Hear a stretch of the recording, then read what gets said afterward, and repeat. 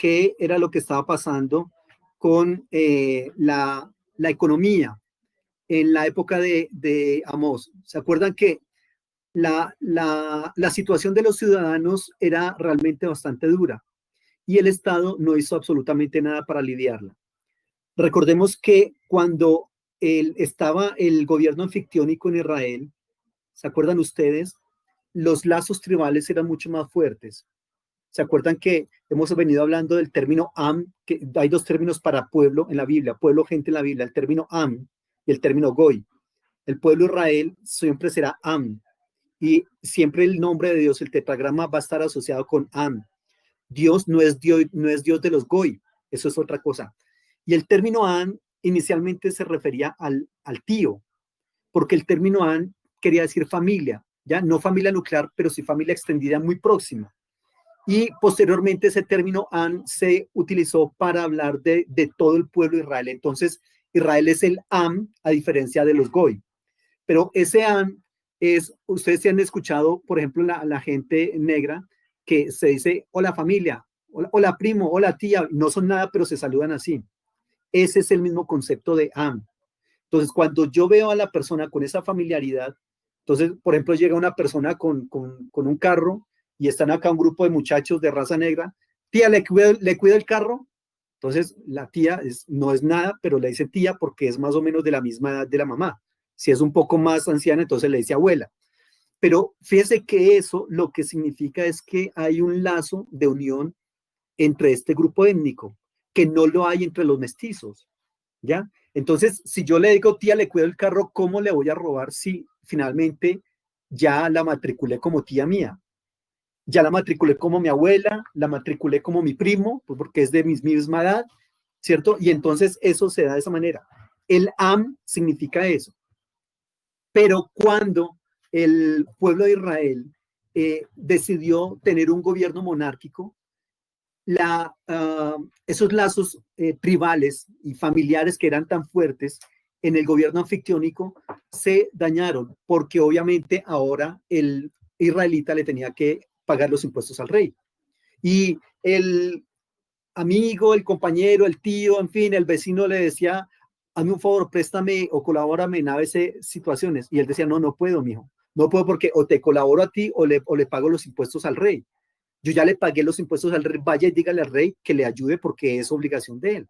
Obviamente el rey nunca va a tener para ayudarle a la gente, digamos, que no le pueda devolver el favor. Y por lo tanto, los lazos de hermandad se dañaron. Y aquí en el siglo octavo vemos cómo el imperio, el gobierno, no hizo absolutamente nada para aliviar esa situación tan lamentable de los habitantes de Israel. Así que ese momento está bastante marcado por injusticias y un muy marcado contraste entre riqueza y pobreza. Es bastante lamentable lo que se está viviendo en el siglo octavo. En el siglo octavo, la clase media desaparece.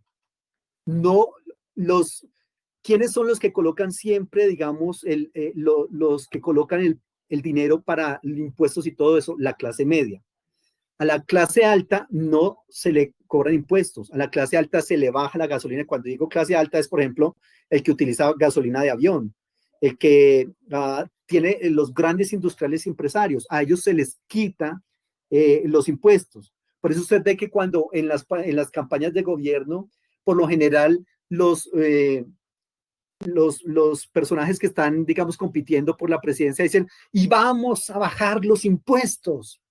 Y claro, entonces el pobre, que aparte de pobre es un poco corto de mentalidad, bravo, ese es el que necesitamos. Y efectivamente el hombre baja impuestos. Él no está diciendo mentiras. Lo que pasa es que le baja impuestos, pero a la clase alta.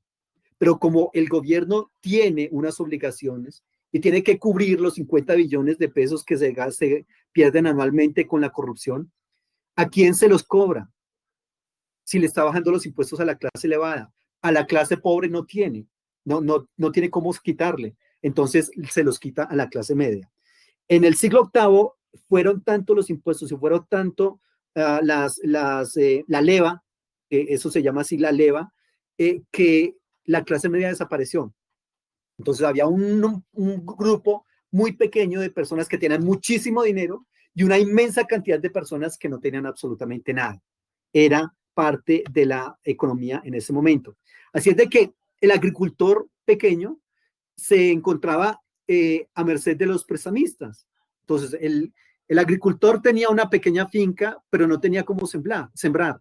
Entonces iba y le pedía prestada dinero a los que prestaban y le decía, cuando llegue la cosecha, entonces yo le pago, ¿ya? Pero resulta que había una situación también desde la perspectiva divina, que dice, yo les envié las langostas, yo les envié la sequía, y en un lugar de esos que llegue a faltar la lluvia cuando ya casi está lista la cosecha para recogerla, pues se daña absolutamente nada. Y es un año de hambre. Y aparte de eso, como no tenía cómo devolverle el préstamo a los prestamistas, entonces terminaba perdiendo la finca, ¿ya? Y ese pobre israelita tenía que venderse como esclavo, porque en Israel el que no podía pagar sus deudas tenía que venderse como esclavo.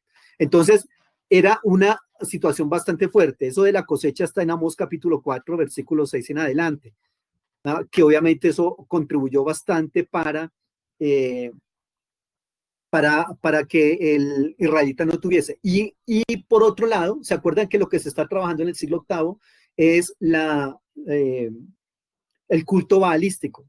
Entonces, como se dice que Baal es un dios eminentemente naturalista, ellos más le claman al dios Baal, ¿cierto?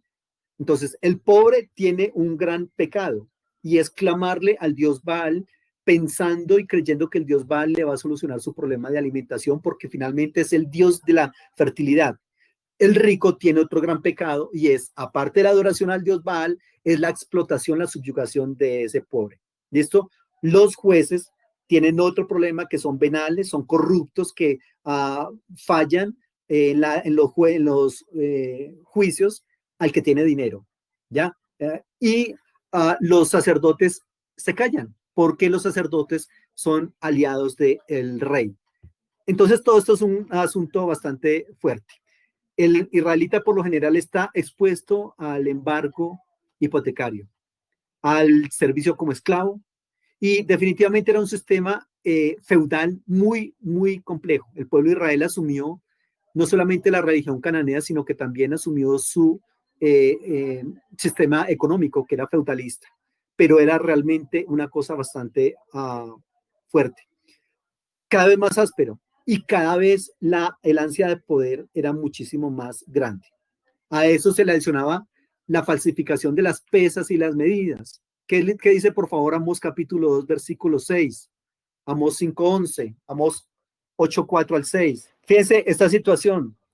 Era tan fuerte la corrupción, la inflación, la explotación, que una persona no podía comprarse un par de zapatos de contado.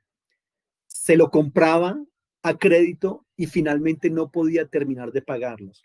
Por lo tanto, esa persona tenía que, reitero, venderse como esclavo.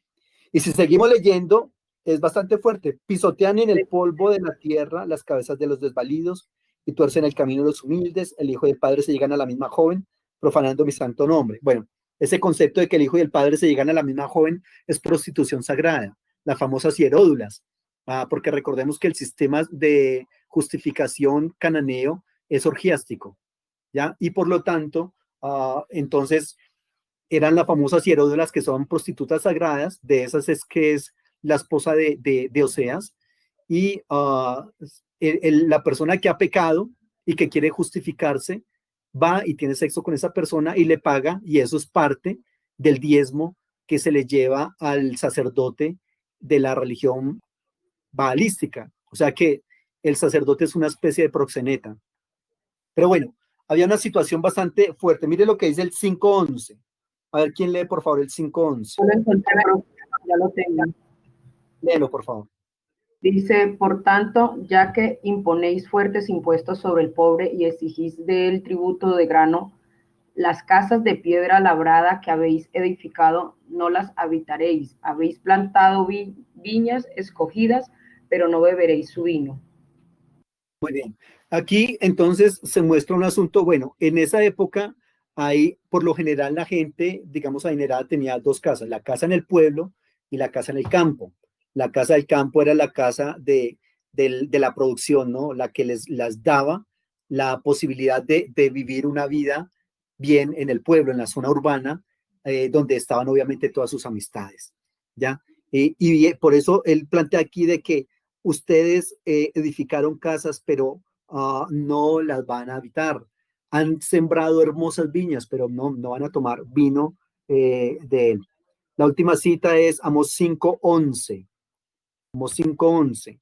Y leamos el 8, Amós 8, del 4 al 6. Yo lo tengo, profesor. Dale, por favor.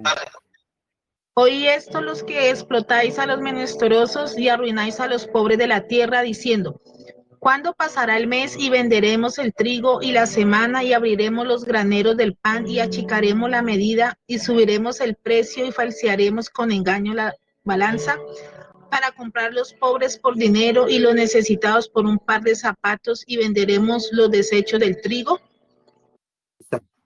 Es una situación bastante fuerte, ¿cierto?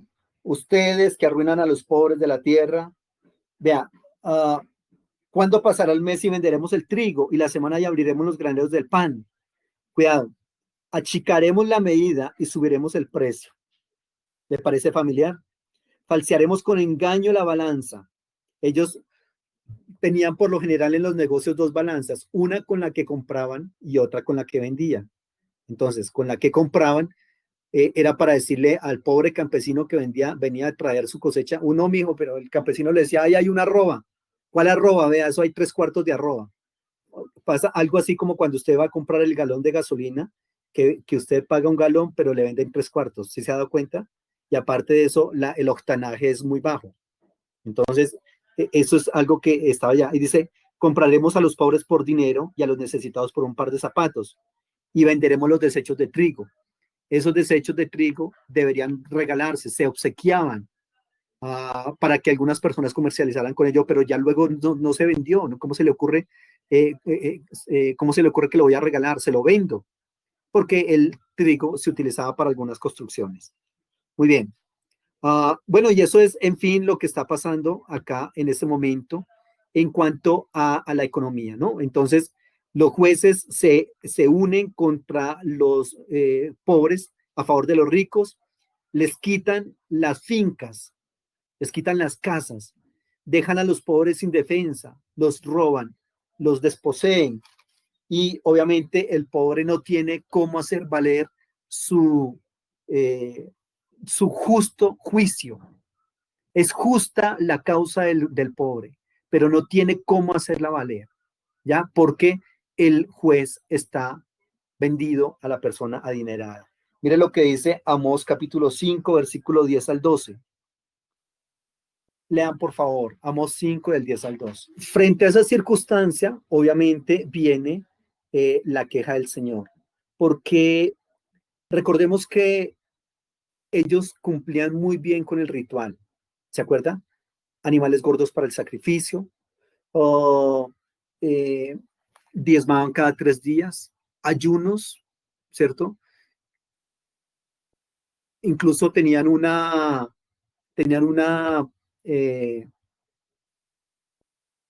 capacidad enorme para inventarse instrumentos musicales, pero todo eso el Señor dice, eso me da asco, no lo quiero.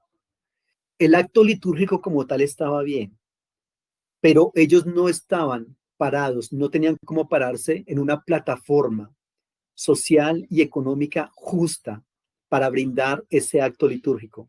Y por lo tanto el Señor dice, eso es un asco. Recordemos nosotros que el concepto de santidad inicialmente es a los utensilios, a todo lo que se relaciona con el culto, con el acto litúrgico. El animal tenía que ser santo, pero no se le daba casi, digamos, esa apertura de santidad ni a los que oficiaban en el servicio y mucho menos a la gente que iba a adorar al Señor. Por lo tanto, en ese momento del siglo VIII es cuando se enfatiza el aspecto social de la santidad. Perdónenme, la santidad tiene un aspecto social. Nosotros observamos medianamente la santidad litúrgica y está muy bien, claro que sí, pero observar la santidad desde una perspectiva litúrgica es un reduccionismo terrible y es un reduccionismo malsano que no nos va a llevar absolutamente a nada bueno, ¿ya? El Señor quiere que nosotros practiquemos una santidad social. Quiero que hablemos en esta noche, a partir de la lectura que teníamos para hoy, que se llama Teología de la Solidaridad frente a la economía neoliberal. Bueno, la verdad es que neoliberal es todo este sistema en el cual nosotros estamos inmersos.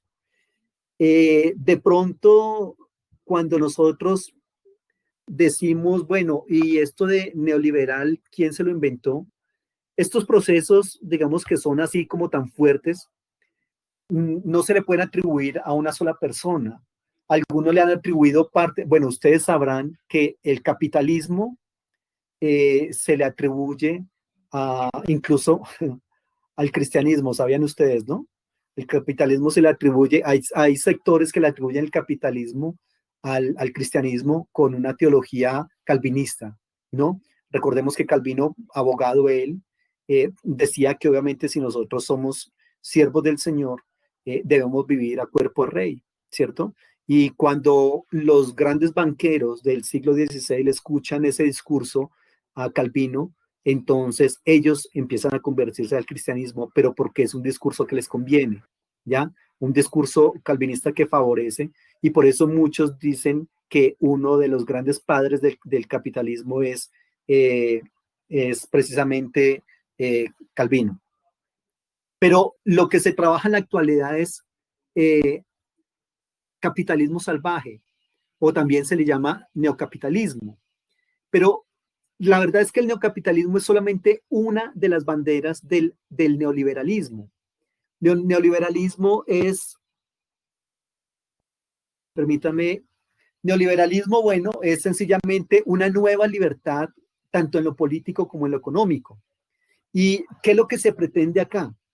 Que todas, digamos, las grandes fortunas deben estar por encima de los estados, y por lo tanto lo que se pretende es limitar la intervención del Estado en esas economías, ¿ya? Son capitales golondrina que están concentrados en unas pocas familias del mundo, y ellos invierten donde consideran que van a tener mucho más ganancia. Pero no necesitamos que los estados o los gobiernos intervengan en nuestros negocios, ¿ya? Y por lo tanto, ellos empiezan a hacer digamos, como un convenio con los gobiernos de turno. Fíjese, el presidente no es el que manda. El presidente sencillamente hace eh, digamos, una pantomima de ser la persona que manda en un país, pero realmente hay dos grandes grupos que mandan a los presidentes. Un grupo son los grandes industriales del país, los industriales nacionales. En este caso, no sé si me toca dar nombres.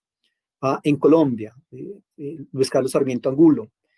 Pero ellos son digamos, una facción, una fracción. Pero hay otros grupos importantísimos, poderosísimos en el mundo, que quienes son, por lo general, son dos organismos, el Banco Mundial y el Fondo Monetario Internacional. Esas dos clases digamos, de industriales y de poderosos le dictan al gobierno lo que debe hacer. ¿Y por qué él tiene que hacer lo que ellos quieran? Porque ellos son los que lo suben a él al poder. ¿Quién es el que sube precisamente los gobiernos? Pues precisamente estos poderosos. Pero cuidado, yo te subo allá, pero para que me devuelvas el favor, ¿no? Y entonces eso es lo que está pasando con esta economía neoliberal. Entonces es importante, dicen ellos, que se vendan una cantidad de recursos para dejar todo eso en manos privadas, en manos, digamos, no de los gobiernos, sino de familias o empresas multinacionales muy poderosas, pero que no necesitan sujetarse a los gobiernos. En lo económico, el neoliberalismo tiene una bandera que se llama neocapitalismo. Y para ellos el mundo es un gran mercado. Cuidado, y en ese mercado lo que manda es la competencia. Entonces, Si una persona está en condiciones de competir en su empresa, pues puede hacerlo, pero si no, ni siquiera se meta, porque como nosotros en este momento estamos hablando de la aldea global, entonces resulta que es muy fácil que desde esa perspectiva usted vende un producto, pero perdón, ese producto lo puede conseguir en la China y más barato, puesto en su país más barato que lo que usted lo puede vender. ¿Por qué? Porque son gente que se mueve de manera global, que manejan un volumen de mercancía enorme. ¿Y qué puede hacer ahí el pobre comerciante, el comerciante pequeño, mediano, contra esas grandes multinacionales? No puede hacer mucho. Por eso si usted ve que las grandes empresas que anteriormente eran grandes, vienen otras mucho más grandes y se las devoran. Y bueno, les dicen, bueno, ¿nos vende o se quiebra? ¿Qué va a hacer? ¿Ya? Entonces, eso es parte de lo que se está trabajando en esta economía neocapitalista. Se habla entonces de lo que se conoce como el libre mercado, pero es que el libre mercado definitivamente está abierto o es libre, pero reitero, para las grandes multinacionales, porque una persona pequeña no puede competir con precios. Eh, yo creo que la mayoría de nosotros compramos en ARA, compramos en D1, ¿cierto? O por lo menos algunos productos. Pues quiero decirle que cada vez que nosotros compramos en esos lugares, nosotros mismos nos estamos metiendo el puñal, porque estas son empresas, esa clase de comercio tiene un nombre, la verdad en este momento no lo recuerdo, tiene un nombre. Brand killer, profe. ¿Cómo? Brand killer. Que es que venden a pérdidas. Brand killer es que, bueno, ellos lo definen brand killer como que venden entonces, o sea, matan ciertas marcas, supuestamente, ¿sí? O sea, por eso cuando uno compara un queso Alpina versus un queso, yo no sé, un queso, pues yo a veces, yo cada rato compro allá, pero no me acuerdo cuál es el nombre del queso que venden ahí. Es muchísimo más barato y se supone que está matando la marca poderosa, la que tiene el dominio. Y por eso ellos hacen tanta plata, porque se van por precios más baratos. Pues le llaman brand killer, que mata las marcas. Oh, qué bien, gracias, muy amable. Entonces, ¿qué pasa con estos negocios así? ¿Por qué venden tan barato? Porque ellos venden a costo o por debajo del costo. ¿Y por qué lo pueden hacer? Porque tienen el músculo financiero para hacerlo. Esas empresas, digamos, detrás de ellos están patrocinados por grandes multinacionales. Y la idea es que ellos quiebran a las empresas, digamos, de reconocimiento en un país.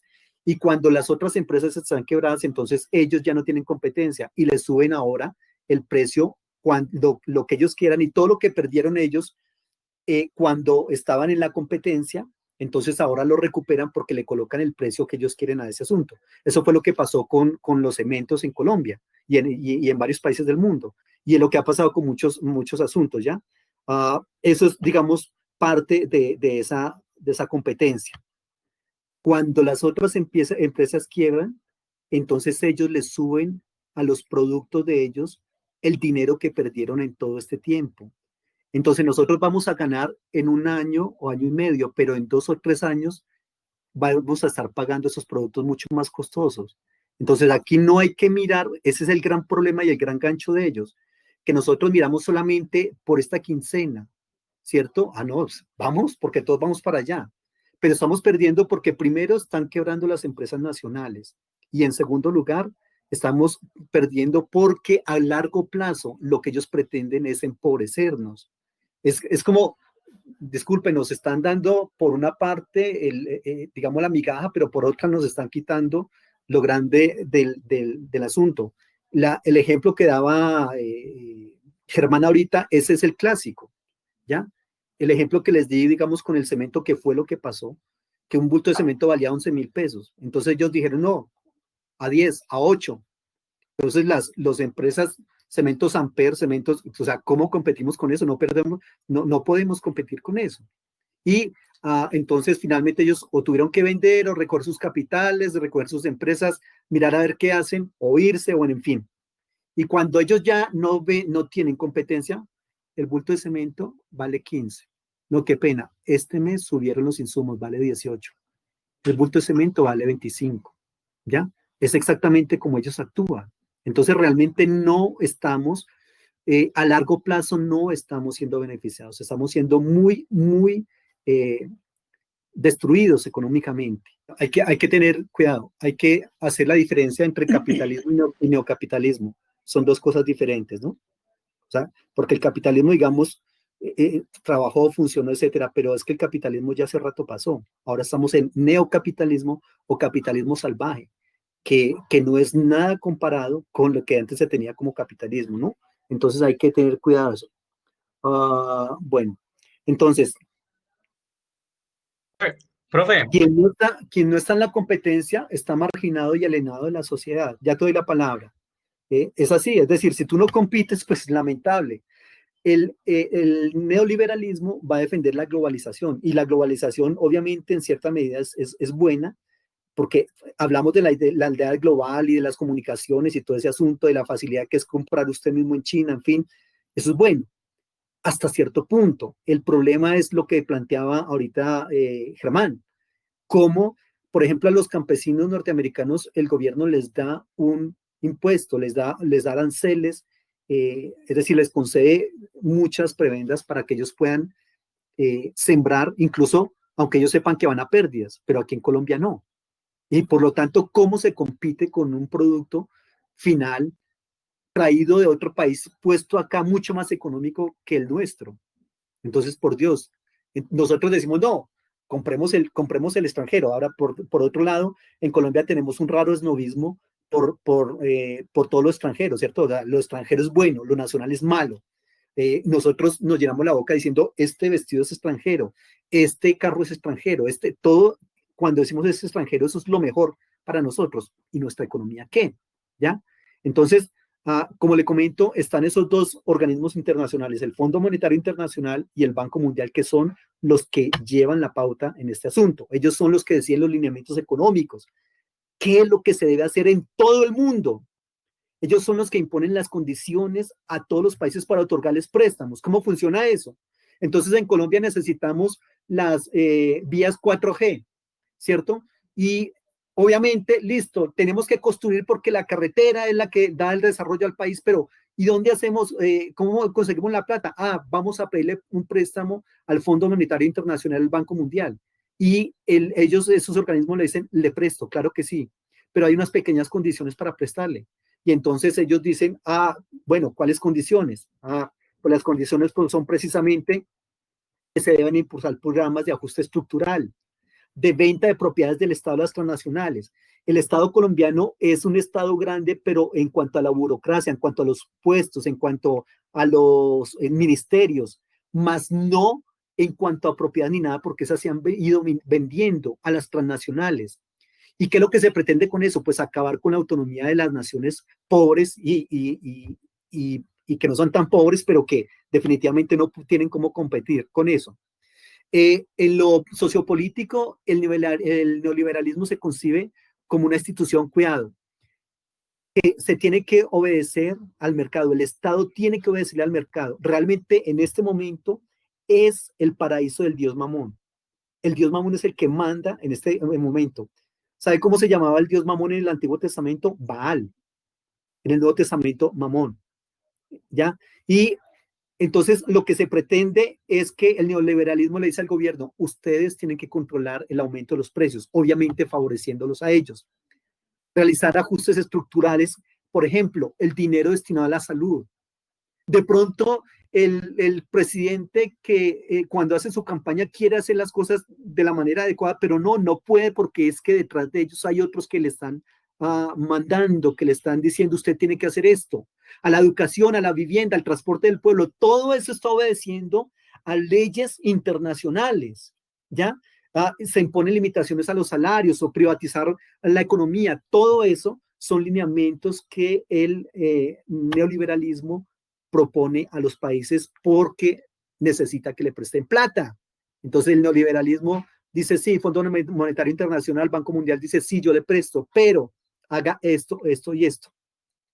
Ellos también le dicen cómo mantener el orden social. Eso de reprimir las famosas manifestaciones, las marchas y todo, esos son órdenes internacionales. Envíeles al ESMAD, que espera para matar líderes sociales. No nos conviene. ¿Ya? Porque las Fuerzas Armadas obviamente están al servicio del sistema. De ninguna manera ejército, policía van a estar al servicio de usted y de mí. No, de ninguna manera. Entonces, toda esta democracia, si se puede hablar de democracia, va a estar al servicio de los intereses neoliberales. Entonces, ellos lo que hacen es supuestamente ayudar a los necesitados. ¿Cómo lo hacen? Sencillamente dan unas pequeñas inyecciones de miserableza y estamos diciendo, estamos ayudando a los pobres. Estamos invirtiendo 11 billones de pesos en este proceso de la pandemia.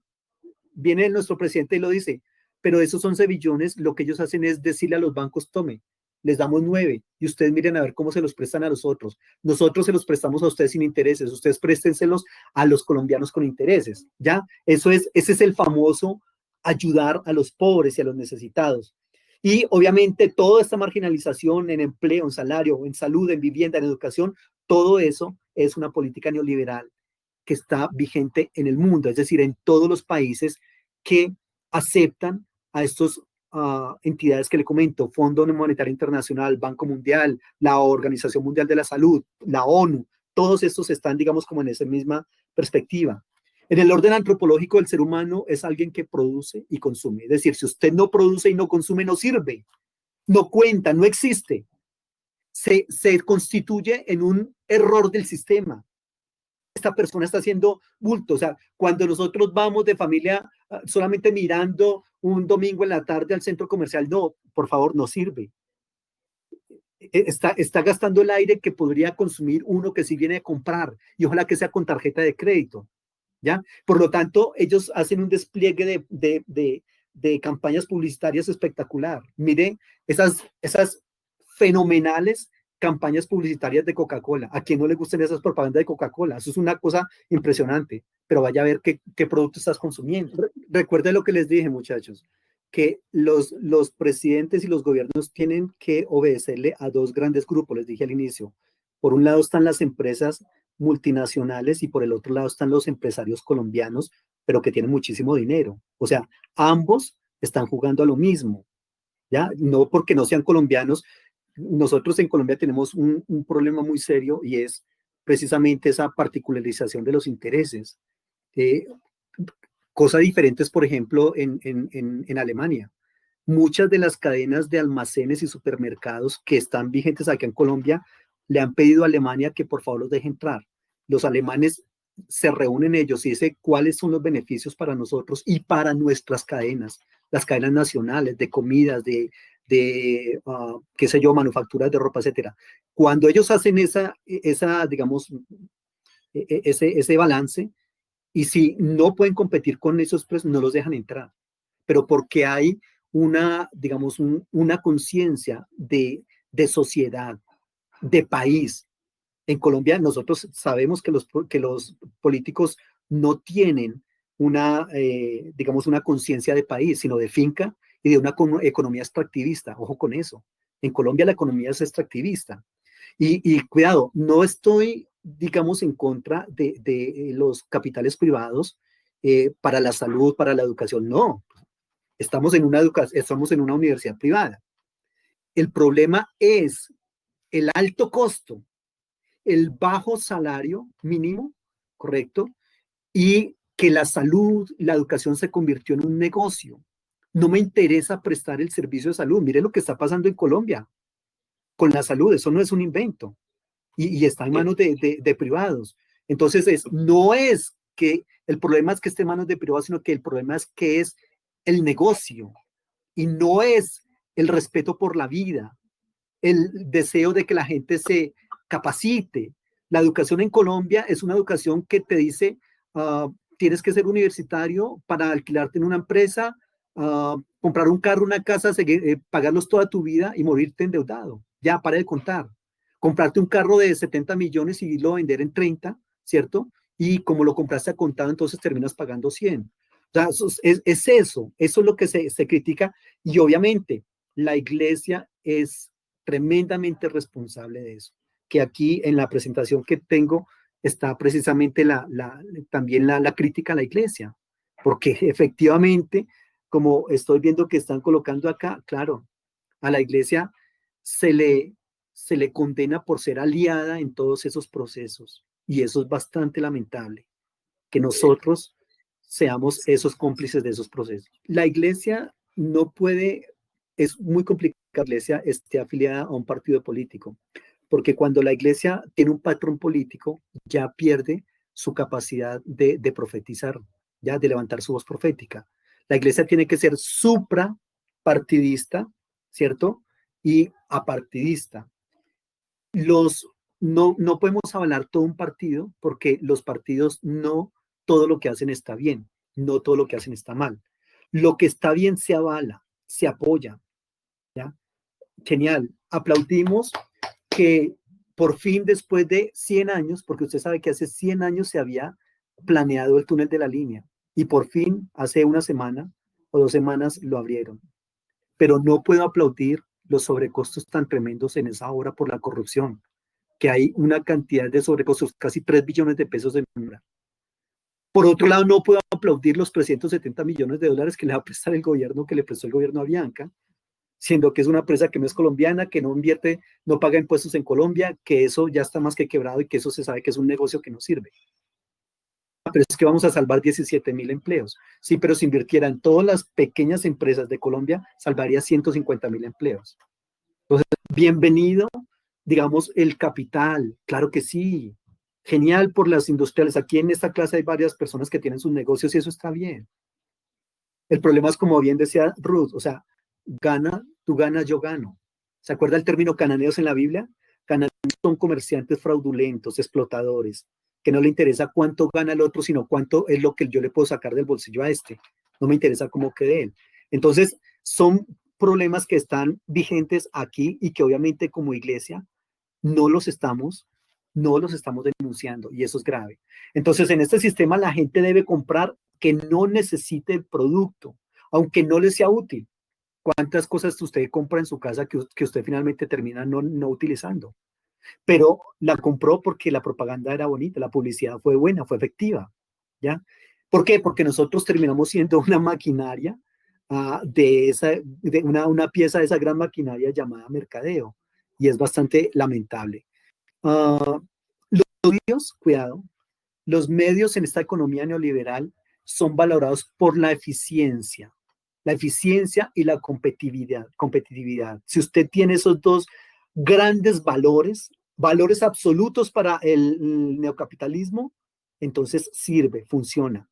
Los medios que desarrollan el sistema no están al servicio de la vida y eso es lo complicado. O sea, la vida en el sistema económico neocapitalista no sirve, o sea, no es lo principal. Lo principal es la ganancia.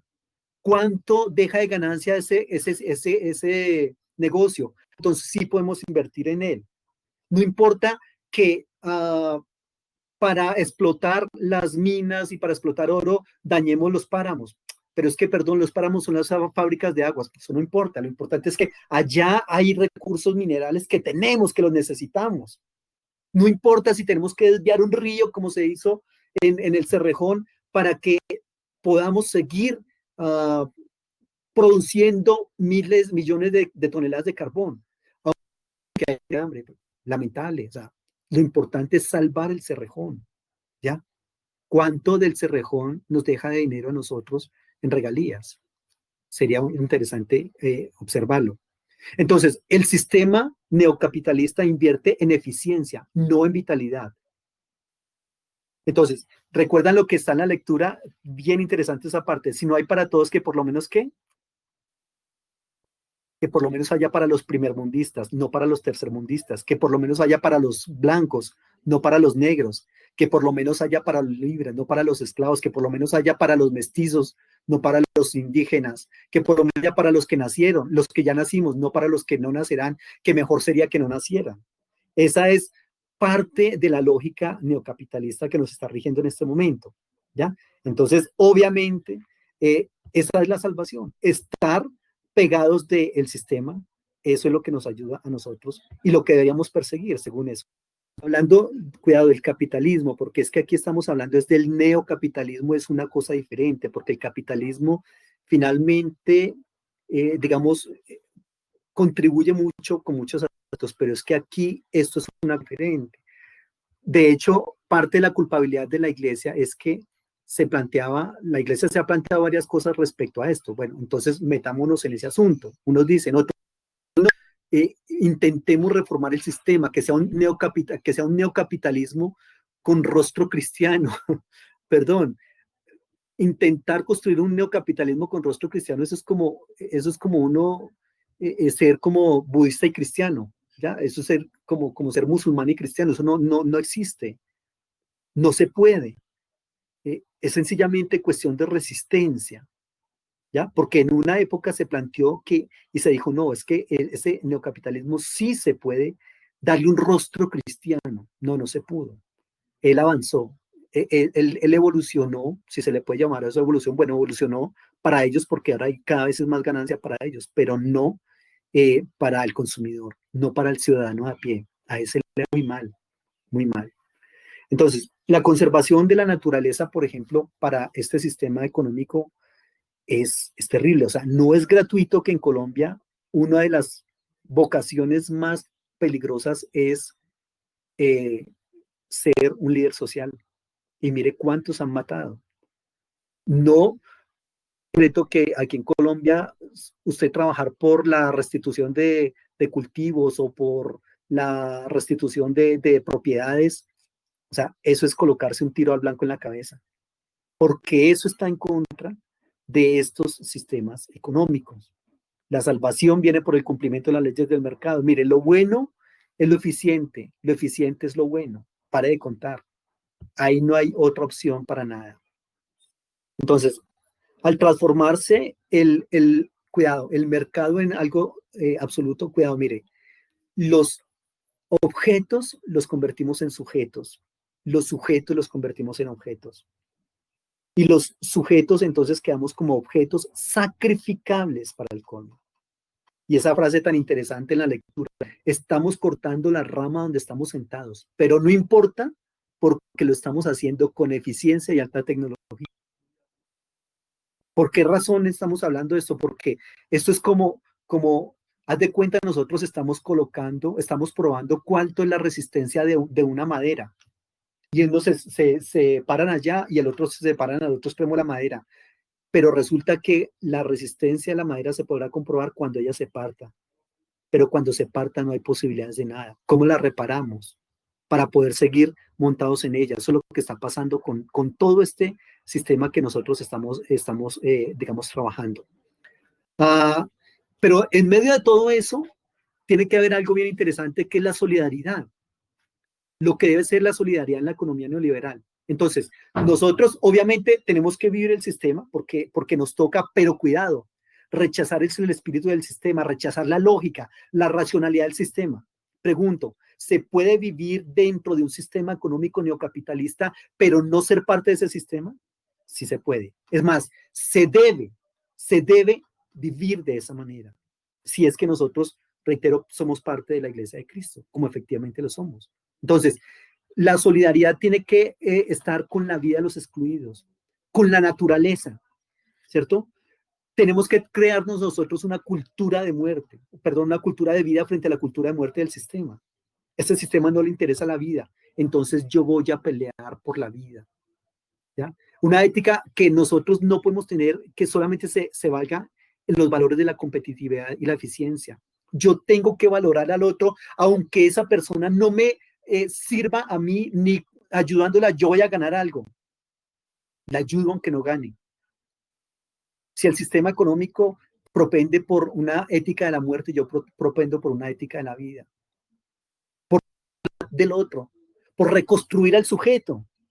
Nosotros tenemos que reconstruir al sujeto. El neocapitalismo lo destruye, no le da confianza en sí mismo, está alienado, está subyugado, está esclavizado. ¿Yo qué tengo que hacer? Liberarlo, dignificarlo, motivarlo a que crea en él. Entonces nosotros tenemos que actuar como resistencia y solidaridad dentro de ese sistema. ¿Por qué? Porque obviamente nosotros tenemos precisamente ese ideal del Dios de la vida. ¿Ya? Nosotros tenemos que hacer una hermenéutica de la vida, no una hermenéutica de muerte. Fíjese, ¿Sabe qué? ¿Se acuerda lo que dice siempre me ha llamado la atención el discurso inaugural de Jesucristo? Que cuando le pasan el libro, él lee, ¿se acuerda lo que dice? El Espíritu del Señor está sobre mí, por cuanto me ha ungido para dar buenas nuevas a los pobres, me ha enviado a sanar a los quebrantados de corazón, a pregonar libertad a los cautivos, vista a los ciegos, a poner en libertad a los oprimidos, a predicar el año agradable del Señor. Esto es una propuesta de Isaías 61, pero Isaías 61 es una revés de Levítico 25, del año del jubileo.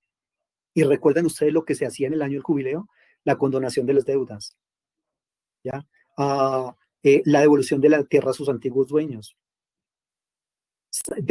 La esclavitud se termina, se restituyen las antiguas estructuras, porque en la Biblia hay una gran cantidad de motivos por los cuales enriquece la persona que la Biblia los toma como pecado. En muchas de las maneras en que una persona se enriquece, según el texto bíblico, es producto del pecado. Reitero, sí puede haber una posibilidad de riqueza honesta, que por eso les dije al inicio, así como lo plantea Amós, pero ya uno a intentar hacerlo de esa manera. En Colombia, un poco complicado. Entonces, nosotros como iglesia ya no podemos funcionar como humanización del sistema, no se puede, sino como resistencia a él. Entonces, reitero, es necesario reconstruir esta dimensión del poder a partir de la sociedad civil. Cómo nosotros creamos comunidades alternativas a partir de lo que el Evangelio del Señor nos da, a partir de las herramientas del texto bíblico. Es que, perdón, el proyecto bíblico, el proyecto de Jesucristo, no se basa en la liturgia, no se agota en la liturgia solamente. Es un proyecto que abarca lo político, lo social, lo religioso, claro que sí, lo ético, lo económico. Que si nosotros entendiéramos la dimensión de ese proyecto y le propusiéramos ese proyecto, la inmensa mayoría de gente nos diría dónde le firmo. Eso está muy bueno, eso es lo que yo quiero. Eso es lo que he perseguido toda la vida. Lo que pasa es que infortunadamente nosotros nos quedamos cortos en esa situación. Y tristemente terminamos casi que convirtiendo ese gran proyecto divino, reducirlo en una denominación, en un dogma. Y eso es un poco fuerte. Entonces nosotros tenemos que recuperar nuestra identidad profética y evangélica para vivir en la solidaridad, para vivir en el amor, para vivir en el gesed. Eso es lo que se propone. Entonces, nosotros como iglesia tenemos que marcar la resistencia dentro del sistema. ¿Cómo marcamos nosotros resistencia? Ejemplo, ya en Colombia es muy complicado marchar, salir a marchar. Eso no sirve, digamos, como de mucho, porque en Colombia la marcha ya está demasiado satanizada y vandalizada y todo ese asunto. Y aparte de eso, si usted dice, por ejemplo, no, sí, tenemos paro mañana y vamos a ir a marchar, pero usted está en el paro, lleva la pancarta y se está allá 2 horas, ¿cierto? Una que otra estación del mío destruida. Y después dice, muchachos, los dejo porque tengo que irme al mercado. Me están esperando en la casa con el mercado. Y usted va al supermercado y cuando le dicen, son 200.000 pesos, entonces usted dice, pago con tarjeta de crédito. Perdón, ¿qué está haciendo? ¿Usted cree que en qué le afecta a los grandes bancarios que una persona rompa las estaciones del mío, que queme los CAI? Eso no les afecta para nada. Pero deje usted de comprar con tarjeta de crédito. Deje usted de solicitar el crédito hipotecario y verá que ahí sí los golpea fuertemente. Entonces, nosotros tenemos que aprender a lidiar con ese aspecto. No tengo tarjeta de crédito. No uso. ¿Por qué? Porque es que el sistema y toda la publicidad me dice, debes tener una tarjeta de crédito y si tienes una tarjeta de crédito, vales. Pero Dios me dice, ¿por qué tienes que estar endeudado? ¿Por qué habrán de quitar tu cama de debajo de ti? No lo hagas. Todo este sistema neocapitalista te dice, debes tener un carro y tiene que ser de X marca. Perdón. ¿Por qué? Tienes que tener un iPhone. Vaya cuánto vale un celular de esos. Pero todo eso, cuando nosotros no le hacemos caso a esas marcas, cuando no le hacemos caso a esa publicidad, estamos siendo resistencia dentro de ese sistema neocapitalista. Mire, si usted es una persona, digamos, que tiene la sabiduría para, y la, digamos, que la astucia, discúlpeme la palabra, para lidiar con este sistema y sacarle provecho y que ese provecho sea aplicado, como bien dice el texto, a los cautivos, a los ciegos, a los oprimidos, hay que hacerlo. Pero cuando uno no tiene esa capacidad, que la inmensa mayoría de personas no la tenemos, no funciona, ¿ya? Entonces, fíjese, o sea, lo que pasa es que se trabaja mucho con constancias como esta, por ejemplo. El neocapitalismo te dice, no puedes comprar un carro de contado, pero ven que nosotros te prestamos la plata. Y bueno, si usted dice, voy a comprarme un carro, 50 millones, no pongamos uno de alta gama, 50 millones de pesos, pero lo compras a crédito, ¿cuánto terminas pagando por eso? Entonces, tú no puedes, según la perspectiva de ellos, no puedes comprarte un carro de 50 millones de contado, pero sí puedes pagar 100 millones de pesos con los créditos. Perdón, ¿por qué no te ahorran la plata? Sagrado como si fuera una cuota al banco y vas y lo compras de contado. Oh, pero perdón, entonces ¿cuándo voy a tener carro por allá como en 20 años? Planeación. Muchachos, es que ahí estamos jugando con las lógicas del mercado. O sea, cuando nosotros tenemos esa manera de pensar, porque ¿qué hacemos nosotros? O sea, lo que ellos pretenden es que nosotros estemos seguros de que definitivamente ellos son la única solución para nuestra situación. Y no es así, no es la única solución. ¿Ya? Estoy hablando con la persona que no quiera ser esclavo de ese sistema. ¿Por qué nosotros tenemos que terminar nuestra vida endeudados? Dios no quiere que nosotros estemos endeudados. Frente a eso, apliquemos que no soy tan paulino, pero en eso sí soy paulino. La famosa teología del contentamiento. Hombre, este celular, no sé cuánto valdrá, esto no es de marca ni nada. ¿Ya? Pero fíjese que me meten digamos, la consigna y la seguridad de que tiene que ser X marca, X modelo y que le tengo que cambiarlo mínimo cada año, si no lo roban, toca cambiarlo cada año porque no, es que ya llegó otro, en fin, es eso. No nos dejemos guiar por esas, digamos, futilidades, esas vanidades que realmente no sirven. Entonces, si bien yo en última instancia, como bien dices, soy el que digo, sí compro, no compro, sí consumo, no consumo, pero perdón, es que te meten en el sistema, así no quieras, te meten. Tienes que tener una cuenta. Si no tienes una cuenta, no te pueden pagar en la universidad. Tienes que tener una tarjeta de débito, una tarjeta de crédito. Lo que pasa es que nosotros tenemos que hablar de economía personal, ¿cierto? Microeconomía y macroeconomía. Tú puedes manejar tu economía personal, pero es que pensemos un poco más allá. Pensemos de los recursos naturales que se nos los están llevando. Pensemos en la educación, que cada vez es de peor calidad. Pensemos en la salud, que cada vez es peor para nosotros. O sea, no nos quedemos solamente, fue un ejemplo que yo coloqué y es muy válido porque tenemos que empezar por sanear nuestra economía para intentar sanear la economía macro. Pero es que el sistema tiene atrapada la economía macro, no solamente de Colombia, sino de muchos países del mundo, muchachos. Entonces, claro, empecemos por la educación. Es exactamente lo mismo que cuando yo ingreso al cristianismo. O sea, liberarme yo para ir a liberar a otros.